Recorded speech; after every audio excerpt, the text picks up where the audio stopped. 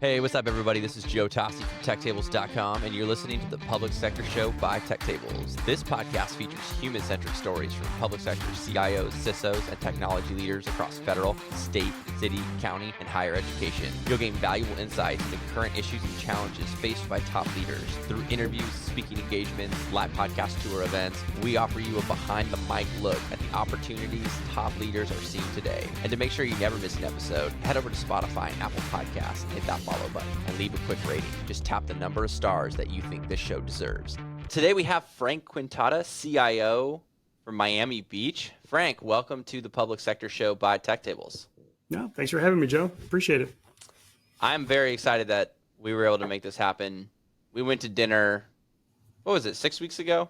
I can't remember. It was something like that, maybe 2 months ago. It's all a blur. And I can still remember the giant pasta bowl that they threw the pasta in, and then they kind of mixed it with the cheese. And the only reason I want to go back is because I didn't have that, and I need the gluten-free version of that I want to try. And then I was highly jealous that you were eating right next to me with that. Anyways. Extra gluten. Extra gluten. Yeah, sometimes when people are a little aggressive with the gluten-free, and they'll tell me like, hey, now this is extra gluten. I'm like, I didn't choose this. Anyways, Frank, for those in the audience who maybe aren't familiar with you or don't know you yet, can you just kick off with your background with the Miami Dolphins and then kind of the last 8+ years with Miami Beach? Now, a quick word from one of our brand partners. Nagarro is a leading provider of digital government services, partnering with state, local, and federal clients on some of their most strategic technology projects. Nagarro offers expertise in digital services, legacy modernization, case management, data and AI, service desk, cybersecurity, and more. Check out nagarro.com. That's Nagarro.com. I actually didn't start my career with the Dolphins. I had a couple stops before that, but I took what I thought at the time was a great opportunity to jump over for a role with the Dolphins. It began at the time as what was going to be a short-term internship with the IT department. And 11 years later, I left with a ton of memories, a ton of experience, a couple grays, and just a lot of great stories after that. And I got to work all kinds of events. I was responsible for supporting a lot of the stadium operations, team travel, some major international events. And that's really just taken off even more since I've been away from the team with F1 and a lot of the other world-class events that they've turned that facility into. So you said you got a couple little gray hairs from that job. A couple. This place rounded me out with the rest of them. So it rounded you out because you look pretty good. Like my wife started using this term. I think it's like silver fox or something like that. I'm too young. I'm not there yet. But I'm like, when I grow up, I definitely want to have a good looking. I'm trying to really grow in the beard, but I'm hoping it kind of looks really good, kind of like yours when I get a little bit older. But no, seriously, I'm not playing around with that. I'm really hoping it comes in a little bit better. So on that front, okay, so you've got the Miami Dolphins, and was it been the last 8 years with Miami Beach? Yeah, I came here a little more at this point. I came over in 2014 to the beach. At the time, they were looking to revamp how IT was running, improve support, kind of modernize a lot of infrastructure, things that were really in line with a lot of my infrastructure and operations experience. I was looking for a change at that point, and this seemed like a great opportunity to give back a little in the public sector, right around the corner, an area that I would visit a lot when I was younger. And it's been a great opportunity. I've been able to do quite a number of things here. I've had a number of roles in my years here with the city, been able to really put together the team that we have here today in different capacities, and it's been a great stop. And we got some great people here. Yeah, I love that. And normally I don't actually come up with the podcast title for the episodes in advance, because normally I'm like, I kind of want to see where the conversation's going to go. I like to always hear from the guest, but we got to talk for an hour when we were in Miami in like the Marriott, what is it, the snack room, something, whatever that yeah. Vacation snack room was. Yeah. And so immediately I was like, building rewarding teams. And I don't know if you said it or if it just spoke to me, but it was either one of those. But that's literally what we're going to cover today, because we just, as the leader, it's not about you. It's about the team and the team that you can build around you. And so that's going to be kind of the premise for today's show. So we'll just jump right into it. It's building rewarding teams. You kind of, on the intro call, we were talking, you mentioned you come from a family of educators, which is pretty cool. I don't know if not everyone has that kind of background. How has that influenced your approach to building teams? And kind of what have you taken from your family? It's, I was born and raised in Miami. Like a lot of other families here, a lot of us came from immigrant families, and our parents may have come here as kids or as teenagers. And I think it really framed things for the specific cultural generation that I'm a part of, where they came here and they wanted to do better for their family and live the American dream and give the opportunity. So, I mean, education was always a really strong foundation at home when I was growing up. My mother was a teacher for many years. I had a number of other teachers in my family. It was just something I was always around. Family get togethers were always talking shop between them. So it was always a big part of that. As a matter of fact, going into college initially, I had gone in as a special ed major. And I did that almost until the end when I decided to kind of make a change and go to technology, which was always a love of mine. But it really, at home, my family, just the environment I grew up in, it always really fostered a love for learning, even outside typical academics. It was always, there were always books around. It's just to be inquisitive about the things around you. I think it helped foster my tendency to want to build things and figure things out as it was, which I think is a lot of what helped me be successful, especially earlier on in technology, tinkering with things and trying to figure out what to do. And when I got to the Dolphins, this situation was a little bit different because we didn't have a very large team. I think people in general, when I've told them where I worked when I was there, or just talking to some of my peers at the other teams, they always thought, it's the NFL, right? There's this big money, it's this big production. But the reality of it is the majority of teams, it's a pretty small shop, which is a great opportunity because you tend to learn a lot. And you get exposed to a lot of things. The problem is that there's also not a lot of people. So a lot of the teams that I had there that I was a part of were really focused around interns, like how my career there started. So every year we'd have interns that would come, we'd interview them, they'd be there committed for a year. And I learned pretty quickly that I needed to figure out a way to make sure that they would get onboarded, they'd be able to produce. Really started to learn more about hiring the right type of person with the right skill sets, as opposed to a resume full of certifications. They started in tech in the late 90s when everybody was getting an MCS, ABC, whatever it was at the time. So learning to put together the right groups of people, the right skills, really fostering what it takes to be a team was incredibly important for us at that time, because in a year I had to get you functional, contributing, and hopefully send you out back to the workforce for other career opportunities where you really had learned something. And over the years, the more we did it, the easier it became to bring people on board. And really just some incredibly productive and talented young people that we had when we were there.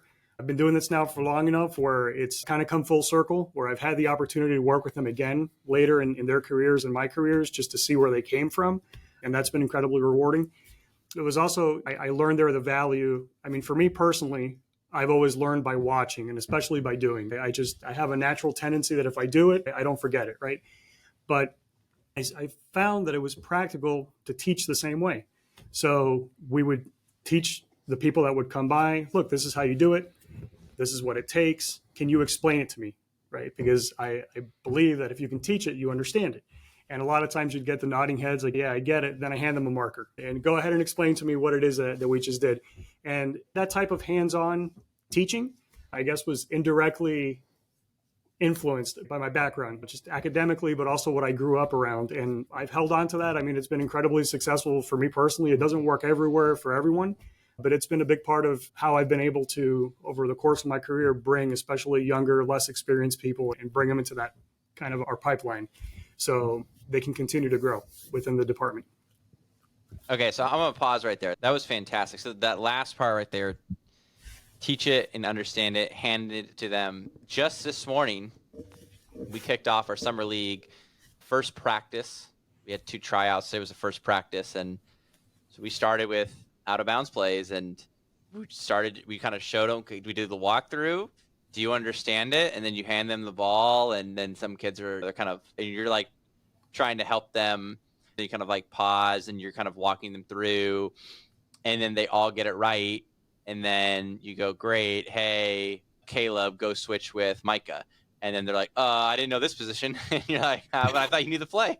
And so you kind of get the team, and it just takes reps for them to see it. And then even something as a coach that I've learned is they can do it once they've mastered it in practice, then you've got to get them to master it during game time. Because when game time happens, it's like sometimes just different personalities show up. some people get scared. Like, it's a real reality. And so Yeah. you've got to, and it's a great kind of teaching moment. So I love that you hand them the marker and have them try and explain it back to you, which is, I think it's a great mechanism for retaining Yeah. information. And when you mentioned to give it to them and it's okay to make the mistake, right? That's something that we've tried to do as well with some of the staff as they're growing. And let's say you were a tech and now you want to become more of a system administrator, right? Getting them phased into those types of things where one thing is what you learn in the certification and what you learn academically. The other is when you key punch and you hit enter on something and you just lost an entire system. That moment of panic is part of the learning experience, right? Especially when we have the bandwidth to be able to groom some of those types of skill sets in house. It's important to provide some structure where your team can fail almost in a controlled environment so that they learn from it. Not to say that you want them to shut down production, right? But that's just enough so that they learn how to troubleshoot their way and even settle nerves, like you mentioned. Sometimes when you're out in the middle of a game or you're in the moment and you're the one actually doing it, it takes on a very real sense of what's happening. And those really are the learning experiences. Yeah. And yeah, making a mistake, it's okay. I mean, we were just talking about this morning about, hey, look, this is the classroom. We're going to play our first game tomorrow night. And I mean, this is the time to ask questions. And so it's always great when you get the kids are like, yeah, I totally understand. And then you're like, okay, run it. And they're like, okay, maybe I didn't exactly. Sorry, coach. Right. Or with kids, what's great is we started at 8 a.m. and we had 7 kids and we just give them a hard time, but they're like yawning, right? You're like, hey, are you okay? Did you see the play? Right? So yeah, it's a fun time. I love the parallels of teaching, whether it's just in the work environment or in sports. And especially we didn't use the word, but I think it's missing a lot today is when we think about kind of onboarding new people and spending the time, whether it's making sure that there's the right documentation or the right amount of time that's required to get folks up to speed so that they're like, okay, hey, I got it. And then I can teach it, which is really great. So I wanted to jump to a specific example around a time where you built a team. It doesn't have to be like, it could be kind of a micro team, but a time when you built a team that was really fulfilling and kind of, what did you think were like the main factors for the team's success? We've been through the only thing that's been consistent in my time here with the city so far has been a relentless pace of change for a number of reasons. And we've undergone a number of changes here with the department, even organizationally, the way we've structured it. So 3 years ago, the city made a decision to move from the traditional structure we had here within IT, and they wanted to go out and find the city's first CIO. And they wanted us to focus more on being innovative, being out there more, not necessarily being the IT department that's kind of always hiding in the shadows and doing the thing and fixing your printer, right? So to take more of an active role and be more exposed in the sense to add value to the organization. And when that happened, and the city hired their CIO, he brought me over from the role that I was in before as his deputy. And one of the first conversations we had around that was, what would you do with your understanding of this department and the organization? What makes sense, right, for the department? This is the time to change it. So we went through an extensive internal assessment process of looking at, okay, forget about the org chart. Let's talk about the people, right? What are people good at? What are our pain points? Most departments that have been doing this for a while, you'll track metrics and you'll have analytics and all that's fine. But if you can't really apply it to what you're trying to solve and even define what problem you're trying to solve, it makes it very difficult to make any kind of intelligible choices. What we did is we broke the team up into multiple sub-teams, which before it was a very kind of linear, you're either this or that. And in hindsight, the fact that we did that when it did was great because it hit and became official about 45 days before COVID. So what we did is we took a look at all the roles that we had, all of our staff, what they were good at, the types of projects they were working on, and we put them in more functional groups. Yes, it applied to something on an org chart, but we looked at people that maybe were on separate teams before that had touch points, right, or had similar skills, similar interests.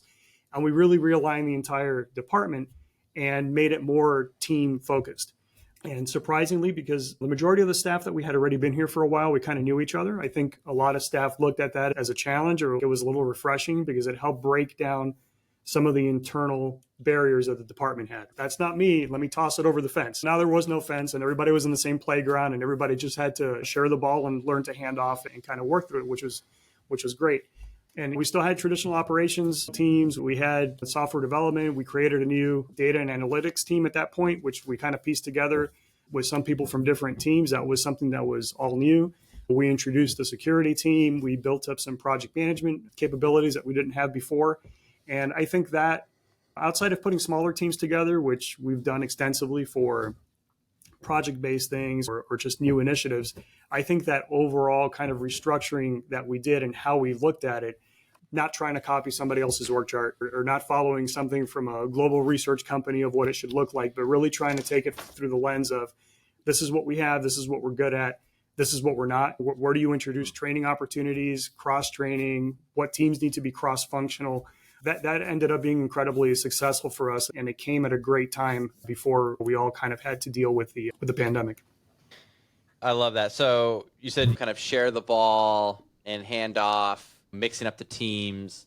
Something I found in organization, we love doing this with the kids, is today we had all of the groups together. We don't every day have all of the teams. So it's the frosh off, JV, and varsity.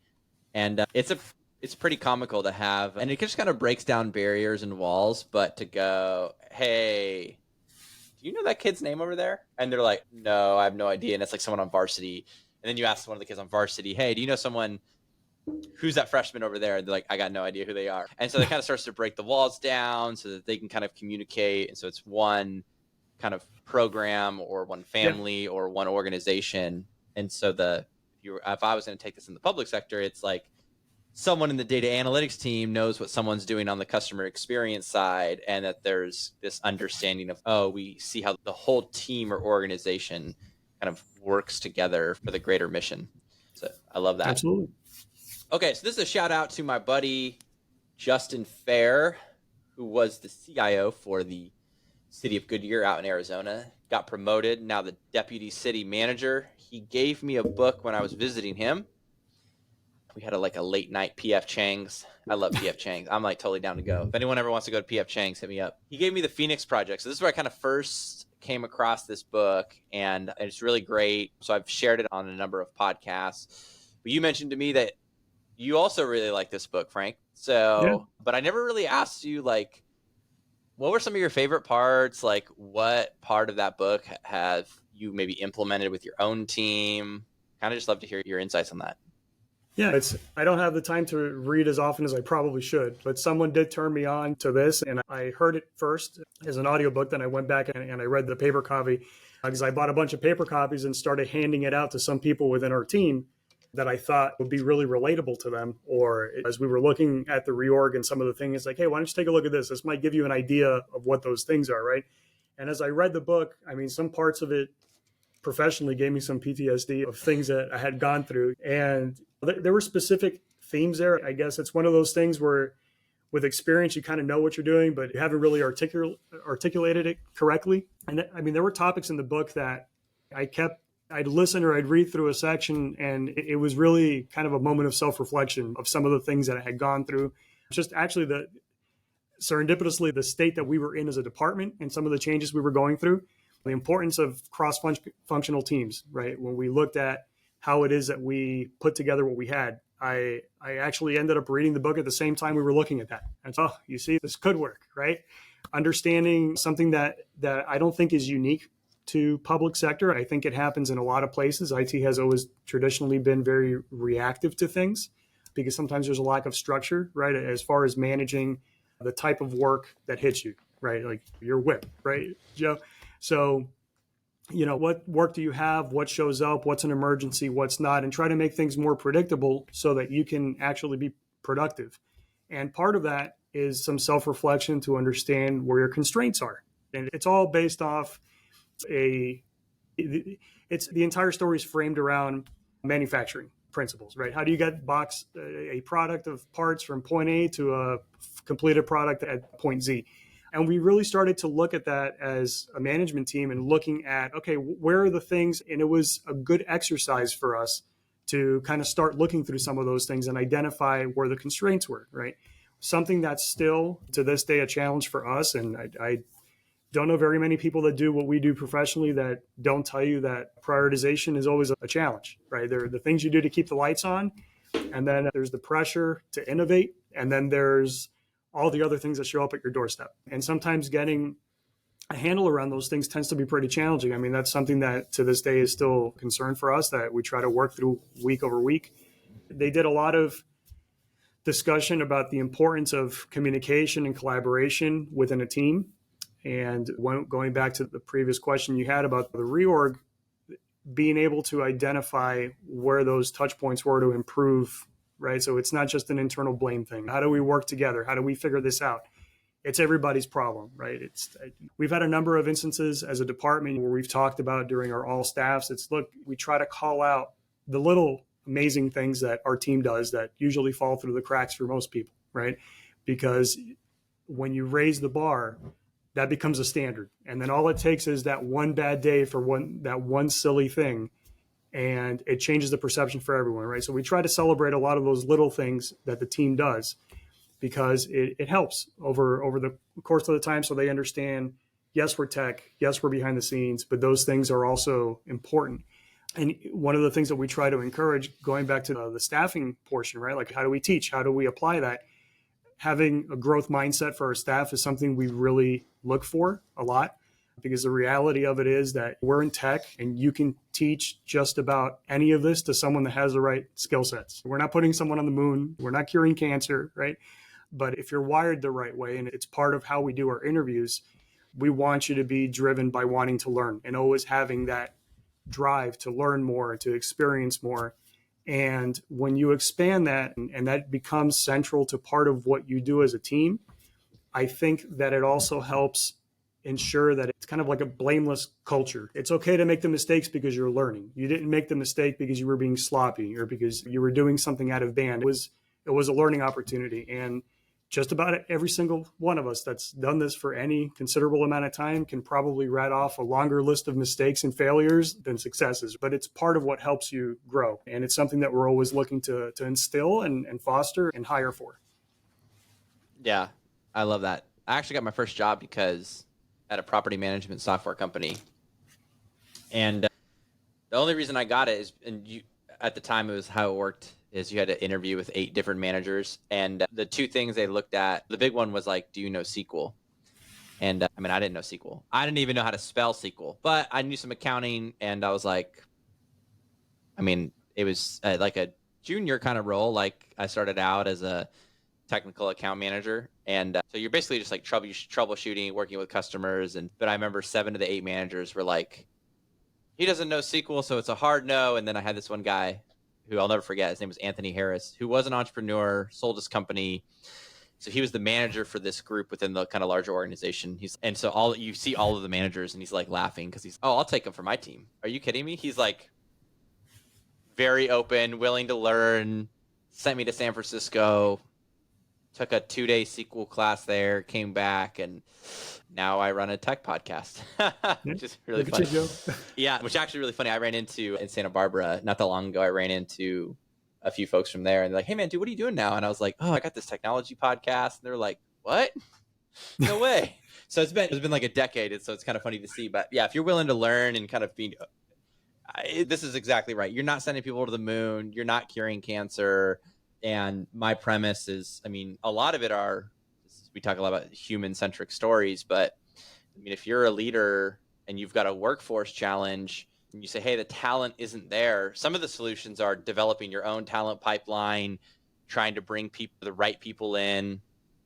I get there's some key parts that are kind of hard to train up and you need some senior folks, but I think finding a creative solution to your problem is kind of the definition of a leader.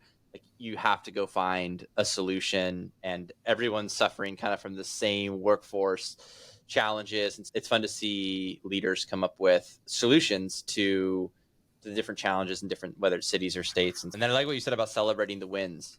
Do you have one CIO told me they're like, hey, we'd love to celebrate wins. And do you get like any funny gifts that you get people, or like example would be, I had one CIO go, hey, this person loves pizza and Gatorade.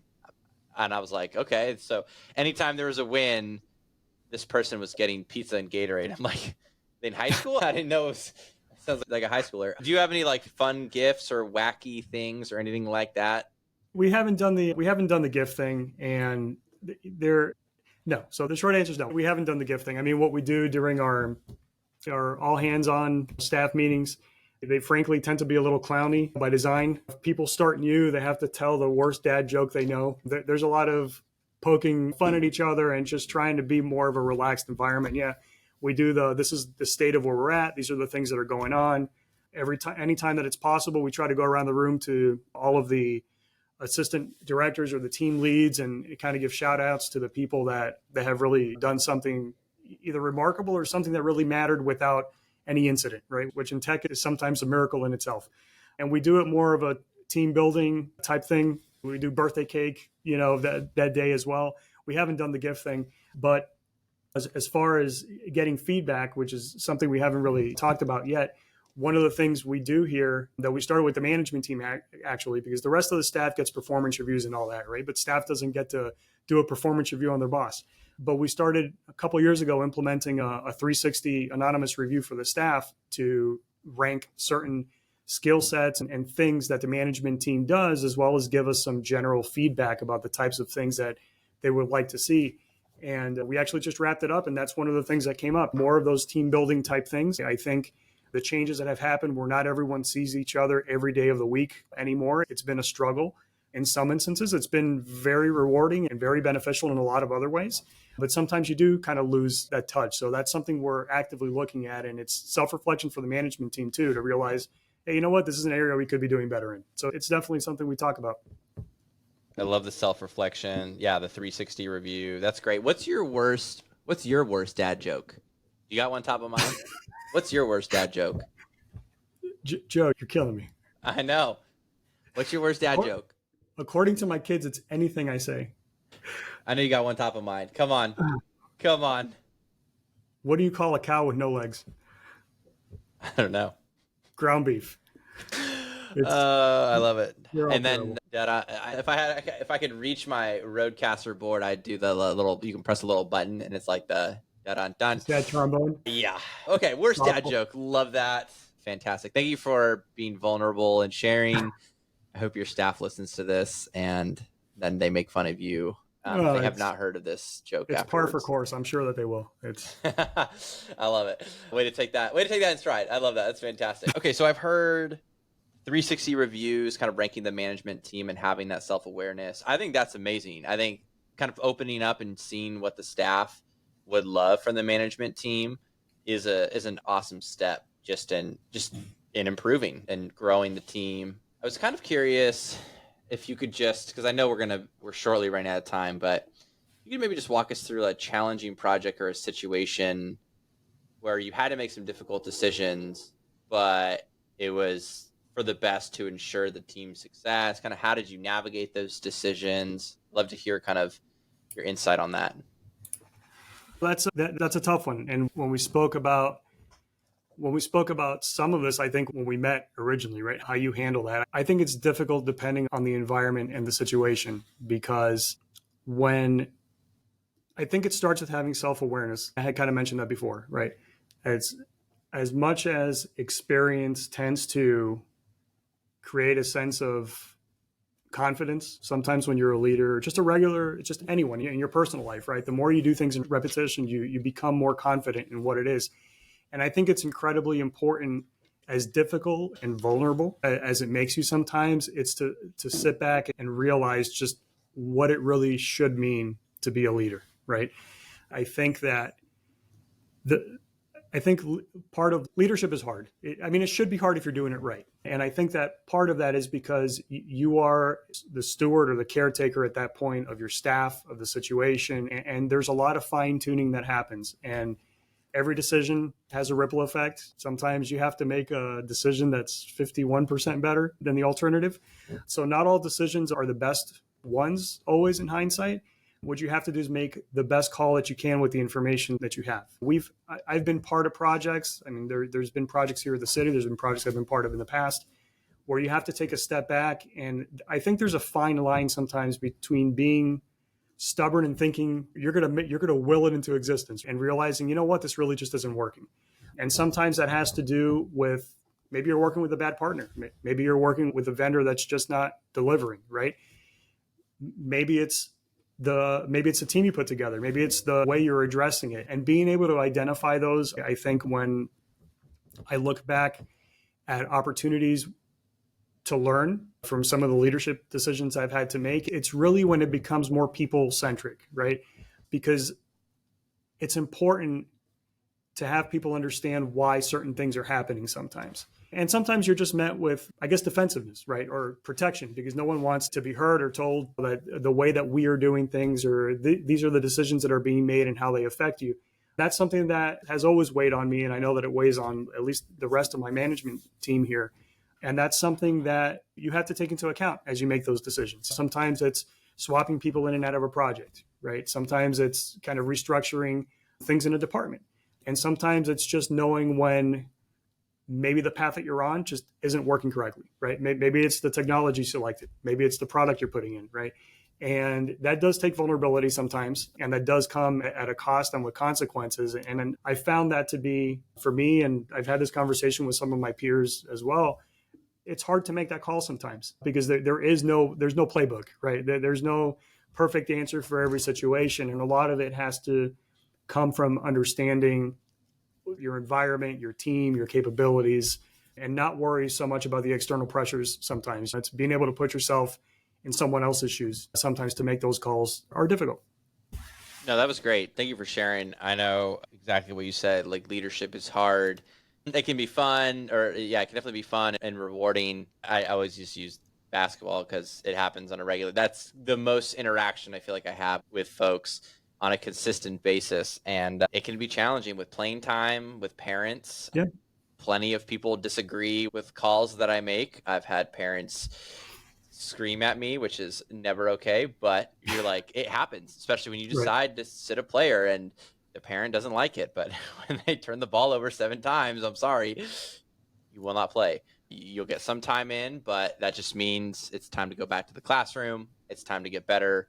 But yeah, leadership often requires making tough decisions. And hey, if it was easy, everybody would do it, right? And projects are, the decisions are, you said it. Sometimes you make a call 51%. You think you kind of just take the information you have and you're like, hey, how can we make the best call for the team, for the mission? And sometimes it's just not that easy. Sometimes you need to sit somebody. Sometimes you need to get a new product. Sometimes you need to just make adjustments. And that's just kind of the reality of making calls and working with teams and individuals and humans, just figuring out that human dynamic. And I think realizing too that like when you get a bunch of humans together, it's just kind of messy. Like it's just Absolutely. like life is messy, like organizations are messy. There's sometimes this perception that like everything is beautiful on the outside, and like it's okay that like sometimes